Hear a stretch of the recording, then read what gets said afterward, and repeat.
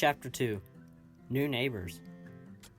Mother Conway was dishing up the dinner of turnip greens, roasted buffalo hump, and beans, and Thad was putting them on the table along with big pitchers of milk and buttermilk when he heard Mr. Conway riding into the yard.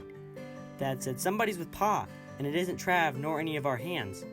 "I wonder who it could be," Thad's mother said, taking the big pan of hot biscuits from her new oven. Just then, his father came into the kitchen, and sure enough, a man and a boy were with him. The boy, dark and slim and unsmiling, appeared to be a year or two older than Thad. He seemed to be shy. "Louisa," Mr. Conway said, "meet our new neighbors, Mr. Wiley Branson." Thad stared at the boy, who stared back with level gaze, but neither of them spoke. "This is my son Buford," Mr. Branson said. "Bew for sure." Each nodded, Thad's white head and Bew's black one bobbing in unison. "Howdy," each of them said. The Conways had heard that a new family had moved in on the open range south about 12 miles, and they had been anxious to meet them. Louise Conway and Ellie Clark had talked of visiting the new lady. Women were a scarcity along the Bayou in those days, although a good number of families had moved into the area. And some of the ranches were being opened by single men, so the women folk looked forward to getting together once or twice a year. They relied on any sort of excuse that could be thought up, any excuse, that is, good enough to induce the men to go with them. The men did not like women to take the risk of riding far alone, because of Indians. There were also some white men in the country who could not be trusted entirely. This was still lawless country, the more since the soldiers had been called away to take part in the war. The Bransons sat down to dinner with the Conways and their hired help. Travis and Ben Atkins came in from the branding crowd just as the meal started. "Well, Mr. Conway," said Mr. Branson, "I see you've been on a buffalo hunt. How far did you have to go?" "Not more than a day's wagon ride," Mr. Conway said. "Closest they've ever come to our country for a good many years." This part of the country was too heavily wooded in spots for the larger herds of bison to run in. But Sam Conway and his sons had been out on the plains a week ago and had brought home a whole wagon load of buffalo meat. Thad would never forget anything that happened the day the Branson had dinner with him. Seeing the first two members of the Branson family made it an important day for him, more so than he realized at the time. Wiley and Bew Branson left soon after dinner. "Now y'all come down and see us just as soon as you can, Mrs. Conway," Wiley said as they were leaving. "Marcella gets mighty lonesome. She's never been far away from her own kin before, and she isn't taking too well. Her folks are all back in Kentucky, except one sister who lives in San Antonio." "We'll be down just as soon as Ellie Clark and I can get our menfolk to go with us," Louise promised. "You come too," Bew said to Thad. Although he had said little since coming to the house, Thad had felt drawn to him. Thad, with his white thatch of hair and his face as speckled as a turkey egg, and with his cheerful disposition and lively ways, liked the quietness and the dark, handsome look of his new friend. Thad had never had boys or girls near his own age for friends, and Bew said that he had two sisters at home. One was near Thad's age, which was 12, and the other was 9.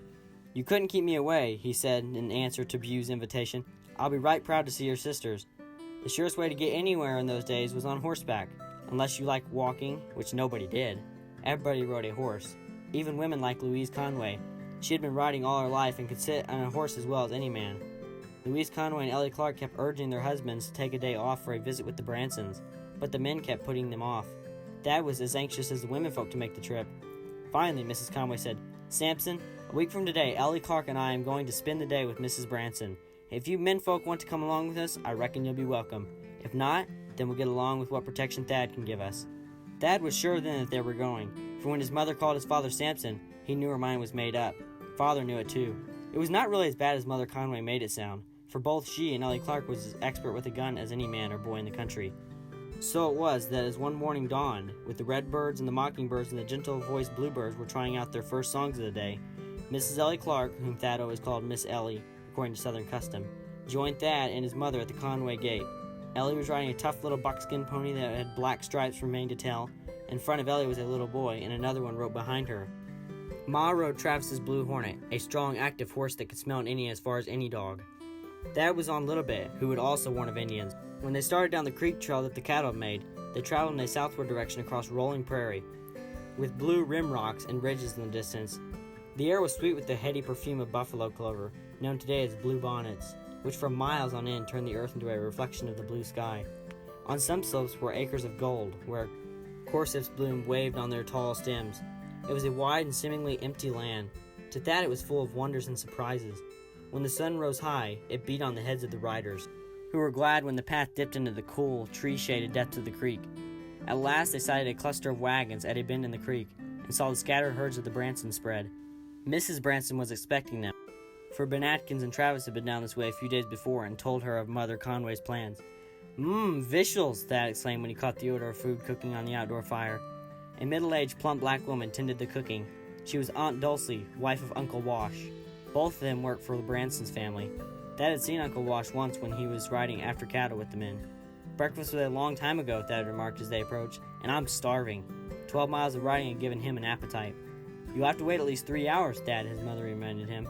It isn't more than 9 o'clock now. We're still living in wagons, Mrs. Branson apologized, but she pointed to where the men had laid a foundation for a house and had a rock chimney half built. Marcella Branson was a small, friendly woman with dark, flashing eyes. Her crisp, wavy hair was drawn to a knot at the back of her neck.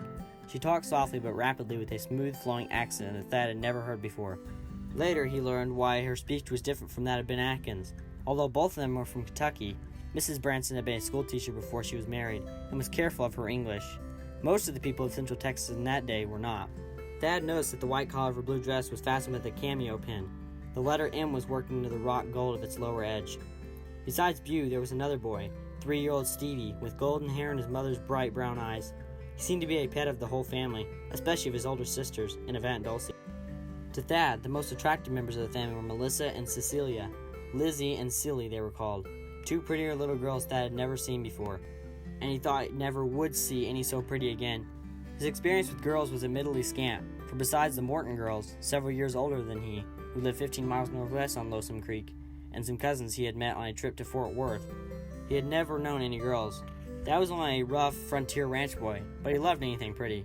He could scarcely take his eyes from these 2 little girls, Melissa in her dark hair, curling hair, and intensely blue eyes, and Cecilia with hair the color of honey and a clear glass and dark, red-brown eyes.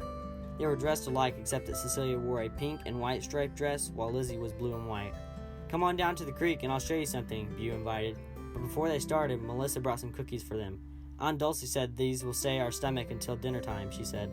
Dad was sure that they would not spoil his dinner, so munching cookies, he followed the 3 others toward the shed their father had built a little way from the creek bank. They went down a little trail into a thick growth of sumac until they reached the creek bed, where tall trees grew between high banks.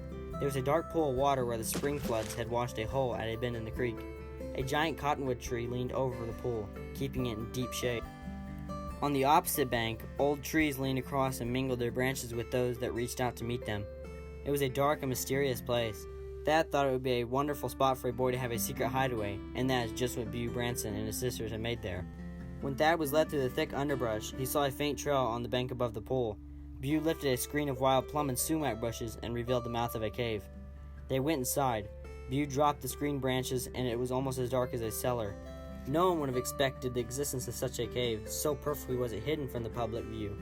There was a shelf dug from the wall of the cave on one side. Some candles were there, and Bew lighted one. On the shelf also was a roll of tin boxes that caught Thad's eye.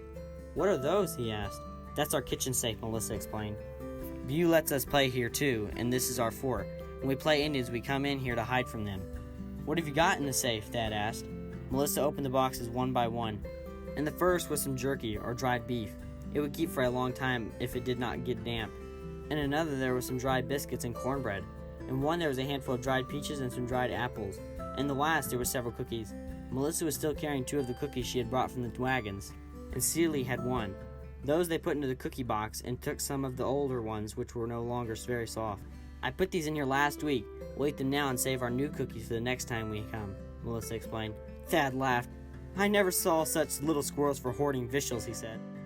They stayed and played at Indians and Settlers until they heard Mrs. Branson calling them to dinner. Thad had never had so much real fun. Thad did full justice to the dinner. Afterward, Melissa, who seemed to be something of a tomboy in spite of her dainty appearance, said, "Come on, let's show Thad the bobwhite's nest." A little way from the wagons, beneath a bush, was the bobwhite's nest they wanted to show Thad. When Thad saw the 18 eggs in it, he was thrilled. "Mustn't touch them," Melissa warned, "or the mother won't come back." "I know," he said. "I've got one near our house that I'm watching, but there are only 12 eggs in it. I'm fixing to get me a couple of pet bobwhites from the bunch." "How are we going to catch them?" Bew wanted to know. Thad knew then that Bew had not lived in the country very long, or he would have not needed to ask such a question. "Just before they hatch, I'm going to put some under our old setting hen and let her finish hatching them." Thad had to leave for home then, for his mother was calling. It had been one of the happiest days of his life. He had never realized until now that he was lonely or that he needed the friendship of other boys and girls. As he rode toward home with his mother and Miss Ellie, Thad lagged behind, thinking about the Bransons. Girls, he decided, were something special. They were not rough like boys. They were pretty and gentle in their ways. At least the Bransons' girls were. He made up his mind that if they did not come to visit him soon, he would make an opportunity to go down and see them again. His mother could not get away very often, but his father or some of the men would be riding that way now and then looking after the cattle. His father was short-handed because of the war, so even Thad had to spend hours in the saddle helping with the work. He would try to manage it so that he would be along the next time any of the men had to ride south toward the Bransons. They had not gone perhaps 6 miles along the home trail when suddenly Little Bit pricked up her ears, snorted, and began pulling at the bit. She showed every sign of wanting to get away from the neighborhood fast. Thad knew the signs. He put his spurs in her and caught up with his mother and Miss Ellie. "Ma, there's Indians! Little Bit says they are somewhere close. She smells them!" Blue Hornet was acting the same way now, and Mother said, "Here, Ellie, give me one of those young ones." She stopped her horse and reached over and took little Tommy Clark and set him in front of her on the saddle. Then a faraway dual thumping sound reached Thad's ears. Indian drums! His ears were as sharp as a coyote's.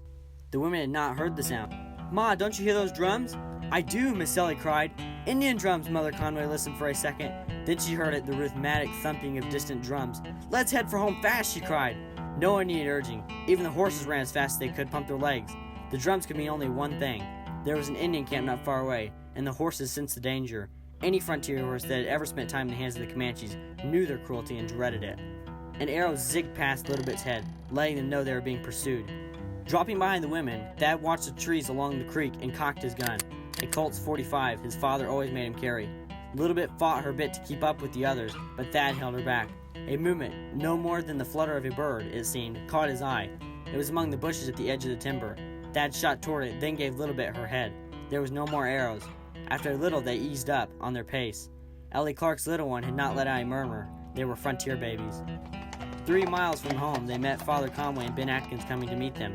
"We were worrying about y'all," Father explained. "After Ben came in from down this way, he said he heard Indian drums." "Yes, we heard them too," Mother told him. "We heard for a while after that. They shot at us too," Miss Ellie added, "but Thad scared them away." His father looked at Thad approvingly. "Good for you, son," he said. "I reckon you'll do." Thad squirmed with embarrassment. "Aw, it was nothing," he said. "I suspect it was just a few young braves they chased us," Mother said. "They were out to make some scalps and horses the easy way." "Well, you shouldn't go out by yourself anymore," Father told them.